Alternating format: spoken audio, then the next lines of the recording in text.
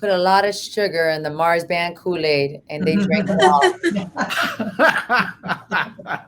Welcome to the Marketing Chairside podcast by Pro Impressions Marketing, where the team covers a variety of dental marketing ideas to help you attract more new patients in the quantity and quality you need to grow your practice.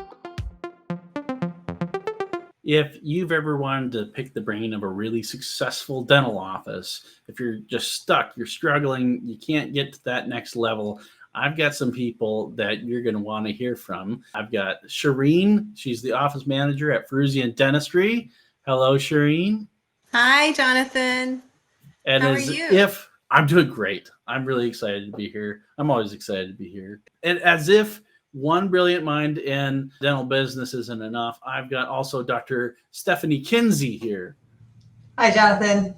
Hey there. Thank you so much, both of you, for joining us. I can't wait for the team out there. I guess, yeah, they're the Marketing Chairside team to hear. Oh, and look, we've got another arrival. Dr. Pamela Marzban. Hello, my favorite people. Hello. Hey. So we are recording, and no pressure, but we're just counting on you all to be brilliant. That's all. I mean, no pressure at all.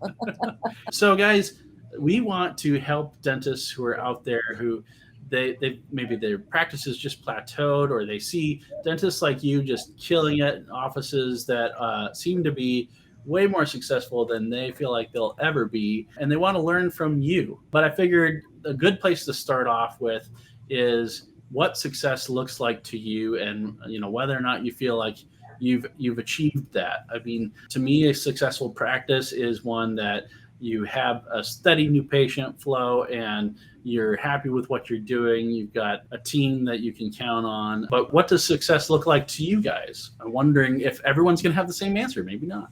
Pam, let's start with you. What does success look like to you? That is such a difficult question, right? And I don't know if you guys, like a while back ago, Dental Town asked me to actually write about this. There was a title on the cover of the magazine I was fortunate enough to write on, was The Secret of Her Success. And it made me really take a step back and think about how do you define success? And for everybody, it is different, Jonathan, like you said, 100% agree. For me, and I think even for each individual, you can decide to change your mind or modify your definition every 3, 4, 5 years of your life, because our goals change, right? What makes us happy and joyful changes. So for me, I find myself very fortunate and joyous to be able to practice the type of dentistry I want to practice, okay, with a team that is extraordinarily trained. So I'm surrounded by women that I enjoy working with. And I also get the chance to work on patients. I get to choose the patients that I know I can help and do it in a state-of-the-art facility, So to me, that is a huge part of my success. And what I love about our profession, and I owe to our profession, is that I can do all that and it still affords me time and finances to enjoy my personal side of life. So that for me is what defines success. And that's what I've been shooting for and still aim to strive for every day. And so would you say that you've kind of achieved that, or you're starting to achieve it? You've got miles to go before you achieve it? I don't think it's a destination. There's no stop point. It's a forever story, correct? Because I guess my stop point is when I die one day. Okay. I might try to even practice dentistry. That's a hard stop. That's a lot. So it is, there's no stop point. There's no goal. It's a continuum. And every day, every week, every month, every year, we're looking at our goals to be able to afford to practice this way, and then afford to have the personal lives that me and my team want to have to enjoy. So there's no end game. This is forever going for me. Did I answer your question? Yes. I'm curious, Dr. Stephanie, how close does that mirror your vision of success and where you are on that journey? So when you first asked the question, the word that came to mind for me was balance. And Pam kind of touched on that more at the end. It is a journey, because when I first started to practice, it was, I'm going to produce $1 million. I'm going to do, I'm going to have this many chairs. I'm going to have this many patients. And then as I developed as a dentist and a practitioner and a business owner, some of those things started to change. And especially with the type of dentistry that I'm doing, one of my big goals that I have achieved is to be insurance free, be fee for service. So that was a huge milestone and a big accomplishment, especially when you start out maybe being all PPO or something like that. And I've worked in many facets of dentistry. So to have my own practice that I was able to do the way I wanted to was a success, but also then to be able to use that in my personal life where I have the time to travel. We love to travel. We can go on trips and spend time with kids. I've got 3 kids. So the youngest is going off to college, which is great. That's a success. But now being able to practice the type of dentistry on the people that we want to see, knowing that we can help and that we can do it in a really patient-focused manner, spending the time and really getting to know people versus just drill, fill, and bill. That's a whole different style. So that would be, I guess, what I would add or addendum for what I would say. Yeah, and Shireen, your office, I know, has been on that journey for a while too. I've heard some great words that I would have never even thought to put on my whiteboard here: joy, balance, and I love milestones, because I think that's what people are looking for, is that next milestone. How do I make that happen? Does your picture of success line up with that? It does, to a greater extent. I mean, all of our practices are really the same. I mean, you've got 2 on the panel right here, 2 incredible dentists. I'm not one. I support one wholeheartedly. But I think when you ask that first question, what do you define as success?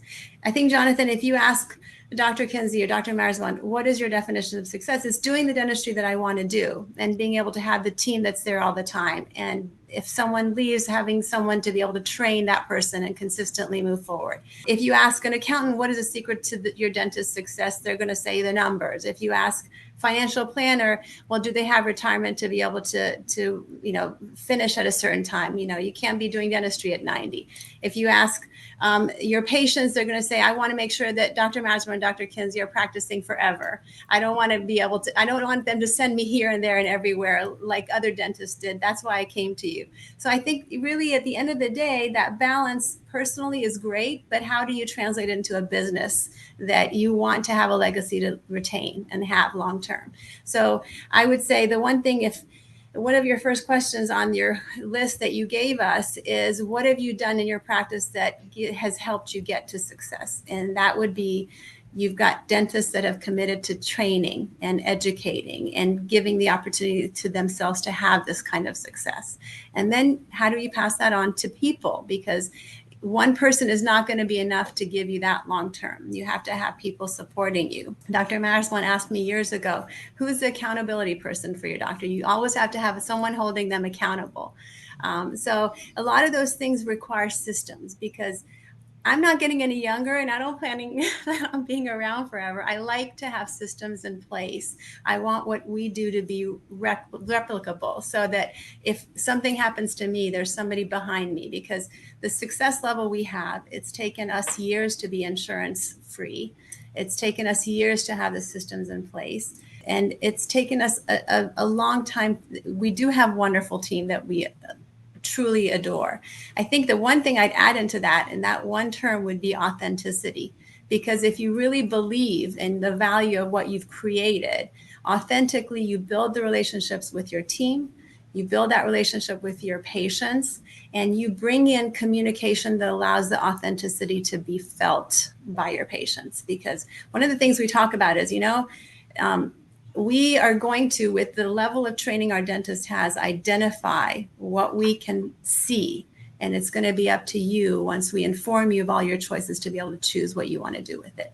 And then what's the next part of marketing that I think is the most important? How do you help the patient desire what you see that they need? Because these dentists are the best in the world to me. Each one of them could have an island in Hawaii or somewhere, just with the amount of education they put into their team and themselves. But patients don't really know how much you know They know what they want. And if we can communicate effectively all the personality styles for them to be able to desire what they want and what we know that our dentist can provide, that will deliver the success that everything that everybody here said they desire. What if, Dr. Marzban, someone asked you or said to you, I'm just not sure I can justify investing an island's worth of training in myself and my team. Like, is that really going to be worth it? I mean, did you encounter that sort of internal pushback when you started your journey toward having a different kind of dental office? I've always had the mindset of build it and they will come, you know? And for me, if I believe in something enough, I'm completely like a straight arrow. I go for it and I never look back. Now, not everybody has that comfort zone or that maybe confidence even at 26. But the truth of the matter is this education that Shireen is talking about, it doesn't happen in 1 year. It's been ongoing for many, many years. And it's not like I had any idea the size of the meal I was about to consume. It's like I started why is everybody grinding their teeth? Why am I making so many night guards at that time? And then once I started to learn what was new to me, the things they didn't teach us in dental school, I realized how much I didn't know, which takes you to the next step. And then you realize it's like the more you learn, the more you realize you don't know. I've spent countless dollars, like hundreds of thousands of dollars in education and hours, just like Stephanie has and Shireen and her husband have. But I didn't know it was going to go that route. It's just every time I learned something, I realized I needed to take it a step further. So the investment goes in slowly, and you can't even digest and process and implement all that information at once anyways. You have to take it in bite sizes. So it becomes more affordable. And to wrap up the answer here, there's no better investment you can make than in yourself and in your own mind, because your patients, they're hoping you do that. They're hoping you're bringing the best and the most up-to-date information. And that information that you carry, you also pass on to your team and your patients. Shireen touched on legacy. That's something now at this point in my career is weighing very heavy on my heart, because I'm probably halfway through my career, all joking aside, and I've never thought about that up until a couple of years ago. It's like, I can't let this information go away with me. And what we know, what we're exposed to, is very different from the bulk of the dental population right now. It's like I would say maybe 5% in the entire world really understand and get into craniofacial development, airway, and TMD, and how it all comes together.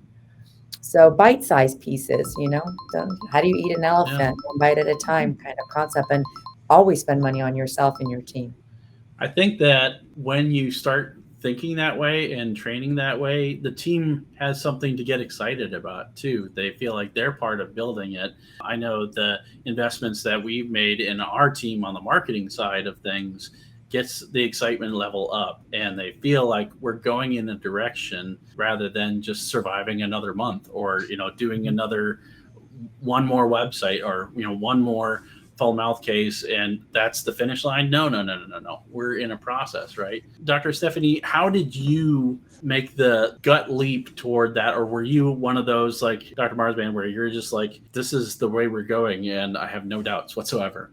Well, my journey was a little more convoluted. I, like Dr. Marzban, am very driven and, set my sights on something and know I can do it, have that confidence. But it was, I moved. So I had a practice in Colorado and I moved to Florida. That's a whole different thing, taking the boards over, all of that kind of rigmarole that goes with restarting. And so just from being in practice and seeing people and wondering why, when they have the very perfect filling that you were taught to do in dental school, they're coming in with the back half of their tooth broken off, and it made me question. And then I had the good fortune to run into some instructors for a class that I was taking down in Orlando that introduced me to some science behind what I was seeing in people's mouths and in my offices. And you when you see things that should go right and they aren't going right, you want to know why. And what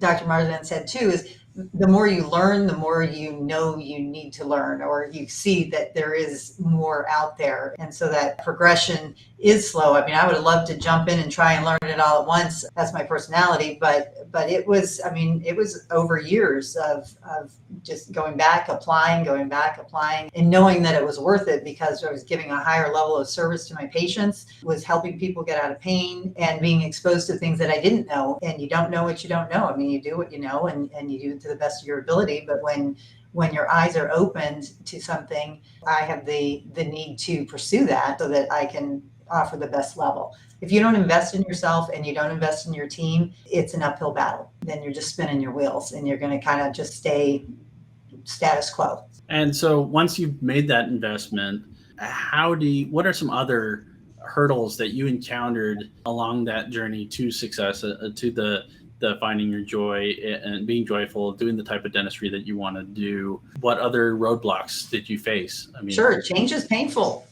People don't like it. Not everybody likes to change. They're happy in their ways, and even if they can see that there might be some benefit, they're afraid. So that's part of your building your team with like-minded people and really taking the time to educate. And you're going to run against roadblocks, things that just don't go exactly as you thought they would. But that's part of the growth and progression too. And if you have faith and conviction in what you're doing, then it's going to turn out. So with that fear of change, I mean, Shireen, did you and your team encounter that resistance to change, and what did you do about it? I think it's really nice, exactly what Dr. Kinsey said. You will have obstacles and barriers, but I feel like in the last 25 years, we had an office manager that retired a couple of years ago. We loved her. She was with us almost 20 years. Just in her interviewing, she would say, the one constant in Dr. Firouzian's office is change. Because technology, we're going to be getting newer technology, and I promise you the first one that's going to get it is Dr. Mike. If we and I remember going into purchasing the digital scanner, there were so many choices. At Williams, Bob gave us a little mini, at the FOI conference, he gave us a little mini viewing of all the different ones that were Trios, the Itero, and all of the choices that were coming out. And I pay the bills. The least expensive was the Kodak one. And I thought, okay, that's the one we were going to get. And I remember a day, Mike came in the office and he said, this is the best one. I don't care what you have to do to get it. I'm not going to compromise on getting the best, because I'm going to be using this multiple times every single day. And I'm going to get the one that's the best because I'm doing dentistry that's the best. And so you have that kind of commitment to what you're doing. You're going to adapt to constant newer technology that does things better, that's more efficient, that's more accurate and precise. So again, comes down to communication. When you have the obstacle, there's no communication. You haven't had a meeting in the month, you haven't had huddles, so sometimes the obstacles are because there's lack of understanding of why we do what we do, whether it's with the patient, whether it's with the team. And when it becomes adapted to by everyone and everyone understands it, your manager's going to have the interview and she's going to say, look, if you're comfortable with change, then this is the place for you, because we're going to be ahead of the curve. So it kind of comes full force. It just makes things happen easier. So, Dr. Marzban, what would you say to someone who said, that's all fine, well and good for you guys, but I don't think I could ever do that in my practice, not in my location, or not in my socioeconomic world in my area. Is that a legit concern? Do you think that's impossible for some people to do it? Or do you think that, as far as you know, anyone could do it if they're determined enough and have the stomach for it? I think anyone can do it if they're determined enough and have the stomach for it. I think location is irrelevant because Stephanie, Shireen, and I, we work with colleagues all across America and in different parts of the world, like in India, where they're not even exposed to, they don't have access to some of the things we do. if this is important, you find a way to make it work. It doesn't matter what the socioeconomic status is of your location. There's ways to work around that because everybody's suffering. For us in our practices, again, we're very airway centric. So to me, this is a massive health crisis that is not going to go away, and not in my lifetime, not in my children's or their children's lifetime, because people's faces are developing wrong. And that's why so many people suffer from temporomandibular disorder or sleep disorder breathing. So to me, the need is there. The lack of diagnosing the issue is the problem. And once people understand what to look for and how to diagnose correctly, you don't have to do it exactly one way to help people. There's things you can do every step of the way, whether it's an infant or an adult, whether they have $100 or thousands of dollars in time, all the things that's important to your patients. There's ways to make people start feeling better, looking better, and functioning better. So location, that's just a hurdle that people can make can use as an excuse because they're scared to take that leap of faith, if you will. And I think a lot of it comes down to a word that you guys have all, I think, mentioned at some point in your answers here: insurance. Dr. Stephanie, can you tell me about your journey in extracting yourself from insurance contracts? Sure. Long and painful. No, I had to take it a little bit at a time because, you have bills to pay. You have people whose lives you're responsible for.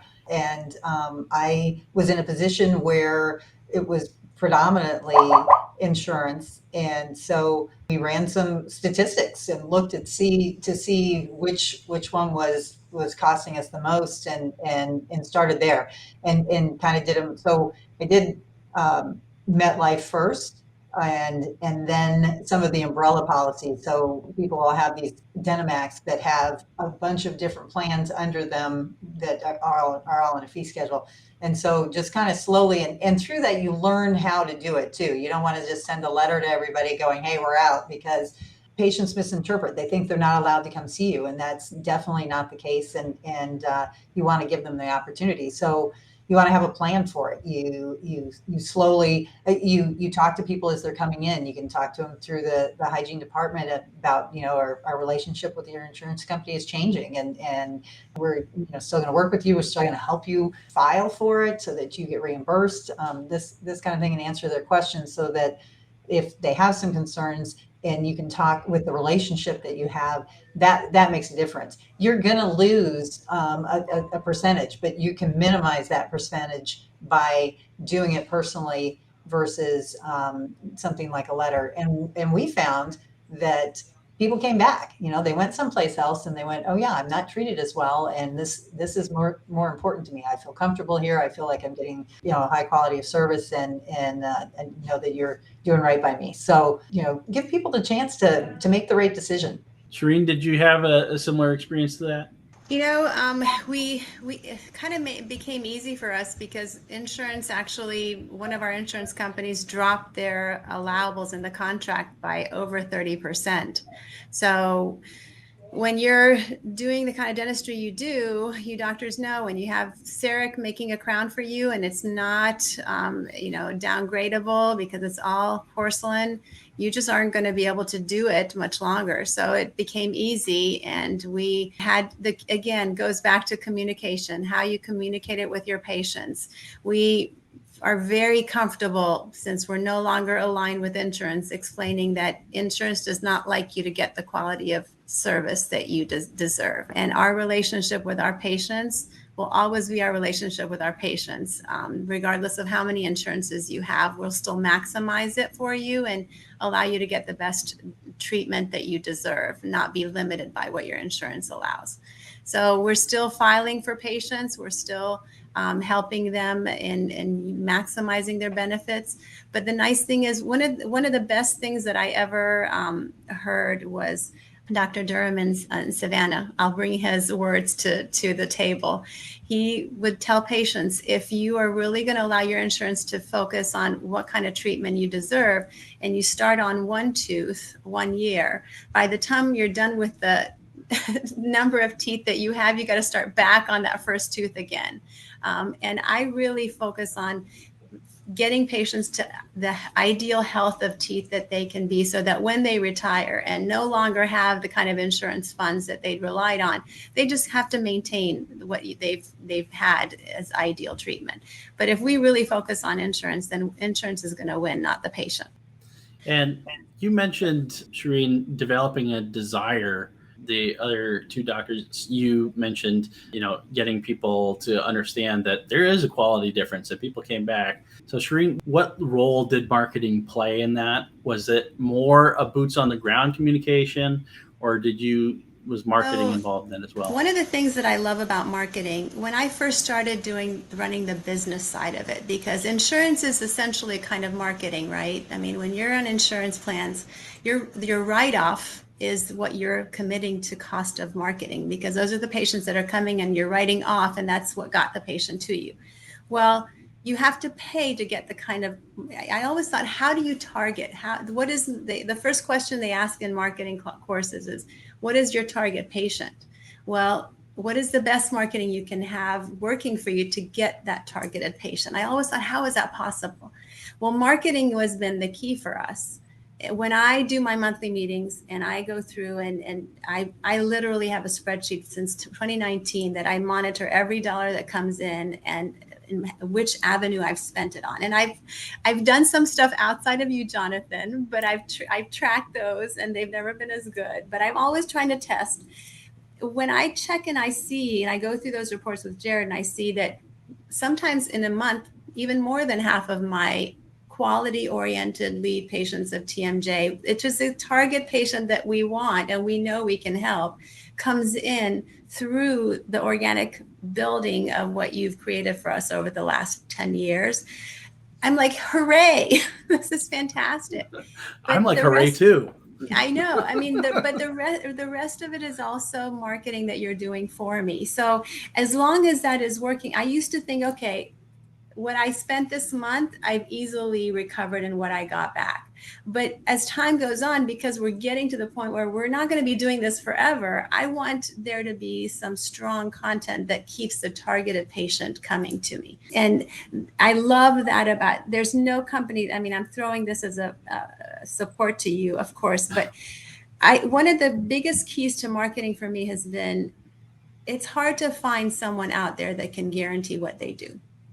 And from get-go, you always told me, I don't have a contract with you, because if I don't work for you, then you're gonna fire me. And so this is my guarantee that I'm going to be working for you. And that's probably the one thing that kept me. Everybody else wanted me for 10 years or a minimum, 15 months. But that's the key to marketing, is really finding the targeted patient that will allow you. The nicest part about these two dentists on this panel is that they can do everything. There's something for every patient in their office that they can deliver, whether it's implant dentistry, full mouth reconstruction, sleep dentistry. I mean, I always tell patients, we can provide you healthy airway at night, or we can give you incredible airway day and night by correcting the underlying bite. So it's a matter of having the opportunity to sit with that patient that's been brought in with healthy marketing, that is able to communicate effectively that these are the dentists for you, and then giving them a chance through the tools and the systems in place that allows them to see what they need, and a dentist that can communicate effectively how it's going to be effective for them long-term, and a quality investment for them to commit to, instead of a car that's going to depreciate the moment they drive it off the car lot. Dr. Kinsey, Dr. Marzban, either of you have anything to add on the marketing side of things? Like, if you had not marketed your practices, do you think that, or the way that you do you think that you would be achieving the same level of success, or like organically, not organic SEO, but just naturally through referrals and being known by people in your area as that type of practice? Well, marketing is so key. While you really want to have a lot of internal referrals from your patients, I mean, that speaks, and it's free in a way. The target marketing for the type of dentistry that we can do to be able to help people. I have people travel from different states to come for this type of treatment. they've been to so many people who have not been able to help them, that without that marketing, you're not going to reach them. And so I think that we do a bigger service to people to be able to reach a wider range, and not just the geographical area. I mean, I live in a smaller area, not in a big city, and so my neighborhood isn't going to have enough TMJ people for me to help for 10 years, and so you have to be willing to invest in the marketing side of things to bring in the people that you can help and who will appreciate the help that you're able to give them. For me, it's very different because I'm just outside of Washington, D.C., and it's extremely populated. And literally within like a 5-mile radius, there are countless dentists, countless. And this is a very sophisticated area. So marketing is very important. I want to highlight something Stephanie just said. Word of mouth is huge, and our internal referrals from our patients are always the best referrals to begin with. So we really have a strong emphasis on it and rewarding our patients and gaining more internal referrals. Also, because of the quality of care and attention, everything's tailored to that person. So that experience alone will get them to walk out of here and talk about it, which is really important. But you have to external market because most of the people, again, don't know what it is that we do or such a thing even exists. Okay. The common dentist or medical doctor doesn't understand temporomandibular dysfunction, how we can help people with sleep disorder issues. So writing is a big thing that I do in my practice, and I put it in magazines, and it's about putting good content out there, but indirectly also marketing myself as an expert, correct? And then the optimization and having great website, that's extremely relevant. So the way our profession is going, if people want to have the type of practices that our 3 offices embody, which they're being called and coined unicorn practices, which is really sad because that means there are not very many that are that special, right? But right now, our profession is being swallowed by corporate and mid-level providers. And, a small practice like mine cannot compete with the amount of money that corporate will throw into marketing. But I have to do my side of things to fend for my practice, my business, and also to let people know what it is that we can do to help. Because I don't want them to go to the dentist next door. They'll do good things for them in some ways, but they're not going to be able to see and do what I can do for that person. So I need to get patients to pick me, see me, find me and my team. So, with that being said, if anybody wants to be able to practice the type of dentistry that they dream of and be patient-centric and do it with the right team and in a state-of-the-art facility, they've got to market themselves internal and externally. And excuse me, the frog that just leapt out of my mouth. I feel like one commonality between all your practices that I've seen is that you invest in photography and video to tell that story. I mean, I heard you say people need to see and hear what you're capable of doing. Dr. Kinsey, do you feel like that's part of the secret sauce? Is that a decision that you would make again and again, or is that absolutely window dressing? No, absolutely. Because people, and especially now, we're in this split-second society, instant gratification. So you got to catch somebody's eye. Stories that our patients tell, and to be getting out of pain, to get their life back. The sleep disorder breathing is so huge to what we do. Being able to have a testimonial in a video, it's real when it's just right there live and in the patient's own words, versus a commercial. And commercials are great. It gets the word out to a lot of people, but that really touches people's hearts, and other people can identify that are having the same types of issues. And so then they can recognize that, hey, this dentist is different, and maybe that's who I need to go see versus just somebody off a list I saw someplace. Shireen, Dr. Marzban, do either of you have experience with video that you would say is indispensable, or do you think that's low on our list? Should that make our top 5? Invest in photography and video? Absolutely. I mean, photography for sure. I think when you talk about training from the get-go, we're all used to taking pictures. And every time Dr. Mike, Dr. Marzban, Dr. Kinsey go and they have another training, myofunctional therapy, now we take pictures of the tongue. Now we take pictures of the slice of the side of the airway. Now we take, so constantly documenting those pictures. And then when a case goes really well, finding the opportunity when the patient is so emotional to actually sit and capture that. It's not always easy to do. That's probably the hardest thing possible, because sometimes the team members are so focused on care and all the protocols, so we don't miss a single beat because this has been so, bite changing. You got to document. So having the right person that can capture the moment where they can sit and say, you know what, Sally, would you please tell us what it was like finding us? Did we deliver what you were hoping for? Asking the right probing words that get the results, so they can actually have their story impact somebody else to find their way to us. That's probably the number one. Does it get always done? If I were to be very honest with you, not always, but the pictures always do get done. One of the things we actually added is we found an incredible photographer recently off-site, and she does a glamour shoot, and she is the one that's happy, emotional, attaches to the patient in an authentic way, and she creates a setup with food and drink if they like it, and she'll do a whole visual imaging, and that's where they share their story incredibly well, because they don't have to be the same personality in the office they are with us. They can be their totally happy, out of their shell personality, and actually get it captured. And then we've actually seen them share a little tag theme that they would call us, and they put it on their image and we can share it. So it takes a little bit longer, but boy, does that have a bigger impact in marketing. And Dr. Marzban, I don't know if you have anything to add to that, but I definitely wanted to catch you about your team. You have this longevity to team.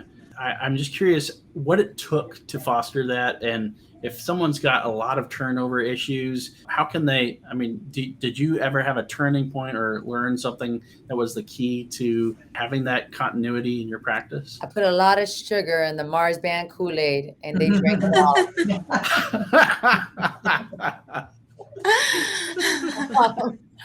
Yeah. First of all, I just want to say being a female business owner is completely different than being a male business owner. And we are in a female-dominated profession, but it's usually with the team. Okay, but it is a female-dominated profession. However, sadly, a lot of women do not help each other with their crowns. And as a female, especially when you're very young, most other females are not going to like you because they're older than you and you're their boss. Or sometimes they want to be you or be your best friends. Okay, but if you invest in your team and you treat them with respect and show them your strengths as a leader, okay, when you have the right team and that bond connects with these women and men for that matter, but mine are all women just coincidentally, that connection is tight. And it's because they see that you're constantly investing in them, taking them places. It's funny because we just came back from the Dominican Republic doing some outreach. And one of my assistants, she's been with me going on 20 now. She's like, this is now yet another first with you. She's like, you've been so many of my firsts in my life. Thank you. And so it's just, and we're having a team meeting today, talking about like the fact that our patients here, sometimes they don't know who's always the doctor or the hygienist or whatever. And it's because as their leader, as the doctor, and I'm sure Mike does this and Stephanie does this, is that you have to put your team, you have to escalate their weight in front of a patient. So you refer to your team and you always let them acknowledge and give them credit to their knowledge base. And each one of them has to put in their time to learn and implement, to understand it and get the stuff. But it's tough. It's really, really tough to have people that support you, but you've got to show them that first. It's just like any relationship. You're going to hopefully get what you put in reciprocated. And then they get pregnant or they move and all that stuff always happens. They retire. Yeah. Or they retire. but yeah, I'm very grateful and lucky to have these women, and truly they are like my family away from my family. Spend more time with them, knee to knee, and it's a blessing. Dr. Kinsey, anything to add to that as we kind of close out the show here? Team can make or break you. And they also spend more time talking with the patient on a more personal level. I mean, as much as I know about my patients and certainly feel close with them, they're going to talk to my team about things they're not going to talk to me about. And so you want them to be a reflection of you. You want them to be empowered to be able to represent you and to take care of the patient at the highest level, and that requires investing in them. And yeah, there's turmoil. Everybody got to go home for 6 weeks, 8 weeks a couple of years ago. That it changed the landscape of things. But when you've got your team, and it's always a process, because new people are coming in. That Shireen was talking about, having those systems in place so that it's as seamless as you can make it as you get more people on board in your process, to make sure that you don't lose that quality, you don't lose that the intimacy or the relational part of it, but still being able to provide that high level of service, and investing in them. And what Pam said is so important: acknowledging them in front of the patient, and giving them the credit that they're due, and building them up just makes everybody better. And out of all this that we've talked about, let's start with you, Shireen. What is the number one tip you would give someone who just feels like, I don't know, honestly, that DSO offer is looking pretty good right now. I'm about ready to get the heck out of here. I think the question that you asked, Dr. Marzban, you were asking about, what do you do with the person that says, I don't think that's going to work for me? Just take one course. You may have a DSO offer that's going to be really good. As long as you get to keep your autonomy, it may not be a bad thing if it's in the stage of life that you need it to be, as long as you get to do the dentistry that you need. Because in the last 25 years, watching Mike do what he does, and I'm sure it's the same for you, Dr. Marzban, Dr. Kinsey, every time that we feel a little bit, I don't know, I'm getting tired, he takes another class and immediately comes back ramped up, ready to go. I think probably one of the things we've done a little bit less is maybe not take as many team members, because there have been turnover. There are some team members that no matter what you do, they're always going to be, I don't know, and you can't change that. And I think that it's something that I've recognized. Some of them have been to all the classes and they just don't want an update, but they are committed to learning what we give them to learn. Since COVID, the desire to travel for our team has changed. So we've done group on Zoom classes, and they still are excited and energetic. But what keeps you motivated to continue doing what you do tends to be training, not just for the dentist, but for the team. So take a class and see what you think. That's what I would say. And Dr. Marzban, I didn't even think about it until just now, but this podcast episode could literally be like a life and death thing, because I've known dentists that have killed themselves because they're just so miserable in their day-to-day life. So turning a corner like that, what's the number one, I mean, not talking someone off the ledge, but what's the number one recommendation, Dr. Marzban, out of everything that we've talked about or something else, to someone who's just like, I'm miserable, I don't have joy? We always have a choice. There's always a choice. I'm never going to poo-poo anybody for decisions that they make. If somebody wants to sell out to a DSO, that's up to them. I could never practice in that type of business model ever. That would kill my soul. It's not why I went into dentistry. What I do is actually tell that person, take a step back and think about what got you burnt out. And it's quite often feeling uninspired. So how do you get inspired? Most of us who went into becoming a doctor, we love knowledge and we want to learn, and that excites us, like Shireen said.